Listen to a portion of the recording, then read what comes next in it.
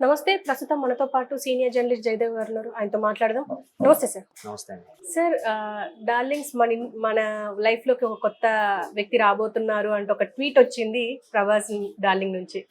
అయితే ఇది అందరూ ఏమనుకుంటారంటే నెటిజన్స్ గాని, ప్రజలు గాని అంటే ప్రభాస్ లైఫ్‌లోకి వదినమ్మ రాబోతుందా అని చెప్పేసి కూడా మాట్లాడుకుంటున్నారు చాలామంది.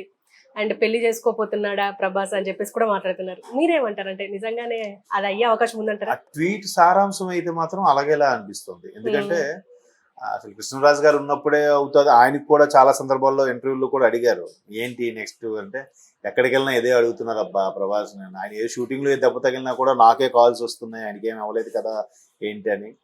చూడాలి మరి మా వాడు ఎప్పుడు ఏది యాక్సెప్ట్ చేస్తాడో అన్నట్టుగా కృష్ణరాజు గారు కూడా 2-3 సందర్భాల్లో నవ్వేశారు.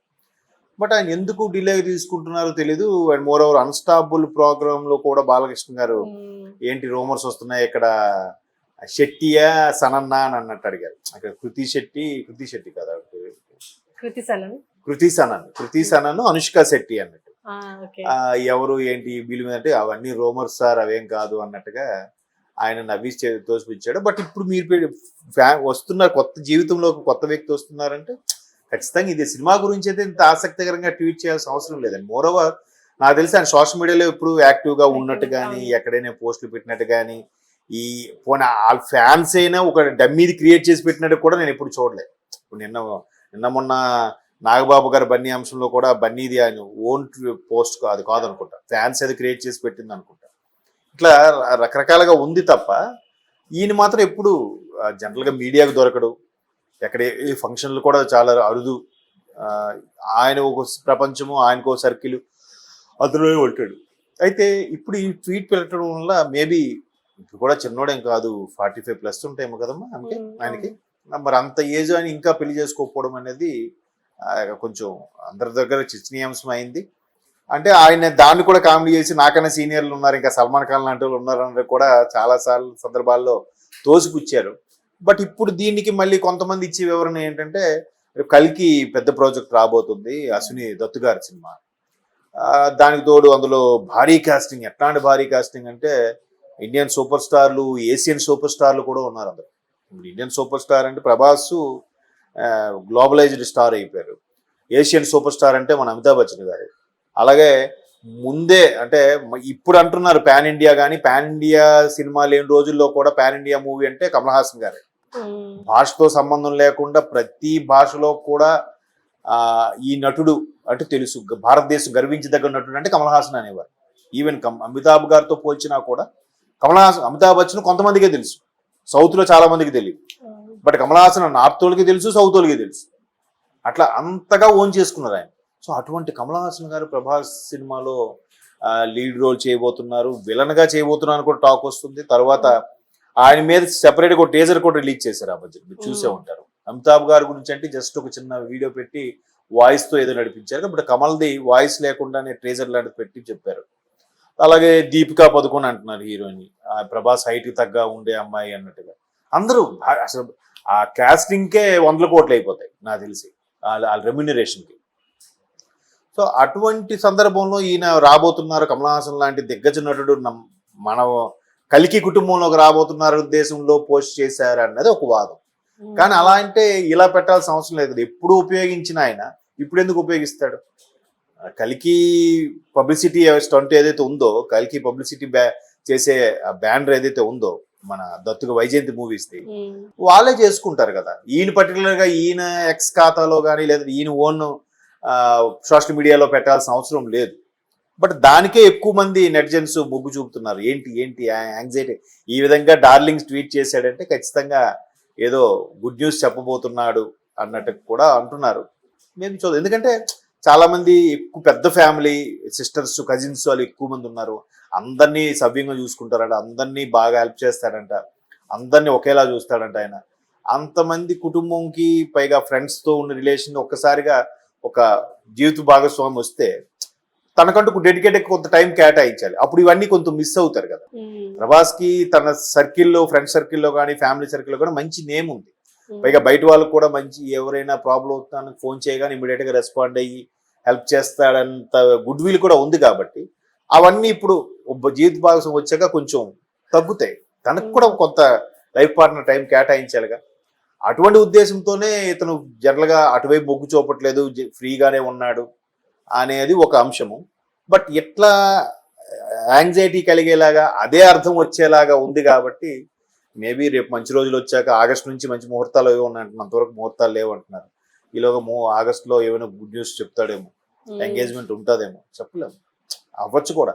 ఇంకోటి ఏంటంటే కొంతమంది జ్యోతిష్యులు కూడా చెప్పారు ఆయన జీవితంలోకి ఇది లేదు, ఒకవేళ వచ్చిందంటే ఇంకా ఆయన సినిమాలకు మర్చిపోవాల్సిందే, ఆయన లైఫ్లో ఇంకా హిట్లు రావు అని రకరకాల కొంతమంది చెప్పారు. జ్యోతిష్యులు కూడా ఇంకా మరి వాళ్ళకే వదిలేయాలి. ఎందుకంటే ఏ మనిషికైనా మంచి చెప్పను కానీ చెడు చెప్పకూడదు, డిస్కరేజ్ చేయకూడదు, వాడిని వెనక్కి లాక్కూడదు. సరే చూద్దాం, అవుతుందండి అనే పాజిటివ్గానే చెప్పాలి తప్ప ఇంకా వీడి టైం అయిపోయింది వీడికి అవ్వదు అట్లా చెప్పడం కరెక్ట్ కాదని నా అభిప్రాయం. మంచి విద్వత్తు అనేది మంచికి ఉపయోగించాలి. ఇటువంటి వాడికి ఉపయోగిస్తే ఫేమ్ వస్తుందేమో అనుకుంటే ఇంకా అది వాళ్ళ ఇష్టం. అంటే దీని వల్ల అంటే ఒకవేళ ప్రభాస్ పెళ్లి గానీ చేసుకుంటే మీరు అన్నట్టుగా ఆగస్ట్ లో ఎంగేజ్మెంట్ ఉంటే చాలా మంది ప్రభాస్ ఫ్యాన్స్ ఫీల్ అయ్యే అవకాశాలు ఉంటాయి కదా సార్? ఒకప్పుడమ్మా, ఇప్పుడు వాళ్ళు కూడా తెలివి మీరిపోయారు ఫ్యాన్స్. ఒకప్పుడు యంగ్ హీరోలకి ఎవరికైనా ఎంగేజ్మెంట్ అయింది, పెళ్లి అయిందంటే చాలా మంది హార్ట్ బ్రోక్ అయ్యేది. ఇప్పుడు పైగా యంగ్ హీరో ఏం కాదు కదా, అట్లా మెయింటైన్ చేస్తున్నాడు ఆయన. చాలా మందికి ఒక రకమైన ఫ్యాన్ బేస్ ఉంది అంటారు కదా. ఇప్పుడు ఆయనకి ఎక్కువ డైహార్డ్ ఫ్యాన్స్ అంటారు కదా, ఆయన నుంచి స్టార్ట్ అయింది కదా. పైగా లేడీస్ ఎక్కువ ఉంటారు, గర్ల్స్ ఎక్కువ ఉంటారు. మనిషి కూడా బాగుంటాడు కదమ్మా, హైట్ వెయిట్ బ్యాక్గ్రౌండ్ ఉన్న పర్సన్. పైగా ఇవన్నీ పక్కన పెడితే నాకు తెలిసి యాటిట్యూడ్ పరంగా కూడా బాగా నచ్చుతారు ఆయన.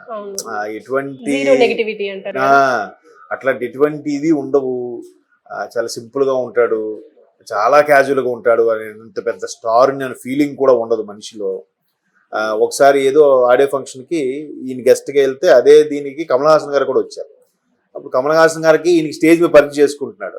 సార్ నేను నమస్తే సార్, నా పేరు ప్రభాస్ అండి, నేను మీ పెద్ద ఫ్యాన్ అంటే ఆయన నవ్వేసి మీ తెలియని పైగా ఏంటి బాహుబలి సినిమా తరువాత ప్రొడక్షన్ కూడా అంటే అట్లా క్యాజువల్ గా ఏముందిలే అన్నట్టుగా ఉంటాడు అనమాట. ఫ్రెండ్ సర్కిల్ లో కూడా చాలా మంది అలాగే చెప్తుంటారు, సన్నిహితులు కూడా.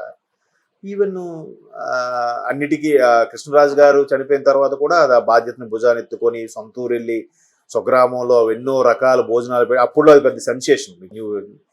సోషల్ మీడియా కూడా ఏం పెట్టారా బాబు, ఏం ఐటమ్స్ పెట్టారా బాబు అని వాళ్ళందరికీ వెళ్ళి అభివాదం చేయడము, అందరినీ పలకరించడము, అది రెస్పాన్సిబిలిటీ అంతే కదా. పెద్దనాన్నగారు లేకపోతే మేము ఈరోజు ఎక్కడో ఉండేవాళ్ళం, ఆయన ఉండబట్టి మేము ఈరోజు ఇలా ఉన్నామని కూడా చాలా సందర్భాల్లో చెప్పారు.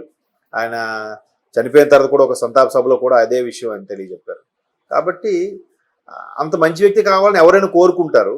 బట్ ఆయన జీవితంలోకి ఎవరు రాబోతున్నారు అనేది, అసలు ఎప్పుడు రాబోతున్నారు, ఎందుకు చేసుకోలేదు, ఏదో బలమైన కారణమే ఉంటుంది. అందరికీ తెలియదు, కొంతమందికి తెలుస్తుంది, కొంతమంది తెలియదు. బట్ ఫ్యాన్స్కి చెప్తే నచ్చే వాళ్ళు ఉంటారు, మీరు అన్నట్టు హార్ట్ బ్రోక్ అయ్యే వాళ్ళు ఉంటారు. కాబట్టి చెప్పకుండా అలాగే కీప్ చేశారేమో చూద్దాం. మీరు అన్నట్టు అలా కూడా జరిగితే మంచిదే. ఎవరికో మనిషికి తోడు ఉండాలిగా లైఫ్ లాంగ్, ఎవరో ఒకరు. దానికి దారి తీస్తుంది. ఒక స్థాయికి వెళ్ళిపోయిన తర్వాత పెద్దగా బాగా సంపాదించుకున్నాక వాళ్ళకి ఈ సామాన్యులతోని సొసైటీతో సంబంధం లేకుండా పోతుంది. ఏదైనా డబ్బు పడేస్తే వస్తున్నాయి, ఇంకా వాళ్ళతో సంబంధం ఏముంది, ఏం జరుగుతుంది చెప్పండి. ఇప్పుడు ఈ షారుఖ్ ఖాన్ గారు కూడా వాళ్ళతో అయ్యారంటే, కరణ్ జోహార్ అనే వ్యక్తి ఎప్పుడు ఏ వ్యక్తితో అయినా మాట్లాడగలడు, ఏ వ్యక్తితో కలిసి ఎక్కడికైనా జర్నీ చేయగలడు. మరి అయిపోయింది. ఆయనకు అనిపించిందేమో షారుఖ్ ఖాన్ చూసాక, షారుఖ్ ఖాన్ కూడా ఏమో ఒక డీల్ కుదుర్చుకున్నారేమో, నెక్స్ట్ ప్రాజెక్ట్ అనుకున్నారేమో, చెప్పలేం. దేనికైనా ఏదైనా జరగచ్చు. ఇప్పుడు అదే షారుఖ్ ఖాన్ గారు అబ్బాయి ఒక ఎయిర్పోర్ట్లో అందరిలో ఉన్న యూరినల్ ఏదో చేస్తే అది వీడియో కూడా అప్పుడు వైరల్ అయ్యింది. ఆ కొడుకుని బయటికి రప్పించడానికి నానా తంటాలు పడుతున్నాడు. ఆయన పడ్డాడు, మొత్తాన్ని విడిపించుకోగలిగాడు. ఒక స్థాయికి వెళ్ళాక ఇవేవి ఎవరికి ఒకరు చంపేసినా కూడా ఏం కాదులే వాడు ఏదో తెలియక చేశాడు అని చెప్పి పేరెంట్స్ కాపాడే స్థాయికి వెళ్ళిపోయారు. తప్పురాను అలా చేసిందని చెప్పే ఇది లేదు. డబ్బుంటే అన్నీ కవర్ అయిపోతాయనే ఫీలింగ్లోకి వెళ్ళినప్పుడు ఇలాంటి సర్వసాధారణ ఆవిడ అంత ఓపెన్గా చెప్పగలిగిందంటే, సుచిత్ర సింగర్ ఎంత లీడ్ దొరకపోతే, ఏ ఇన్ఫర్మేషన్ లేకపోతే అంత ఓపెన్గా మాట్లాడుతుంది. రేపు పొద్దున ఆవిడ మీద పరువు నష్టం దావా అయ్యారా, ఇష్యూ చేయరా? మరి అంత ఓపెన్గా మాట్లాడింది ఇప్పుడు ఎక్స్ లాంటి వాటిలో పోస్ట్ చేయగలిగిందని వరల్డ్ వైడ్గా చూస్తారుగా. మరి ఎంత లేకుండా అట్లా మాట్లాడుతుందా? Maybe there is a chance. Okay sir, thank you.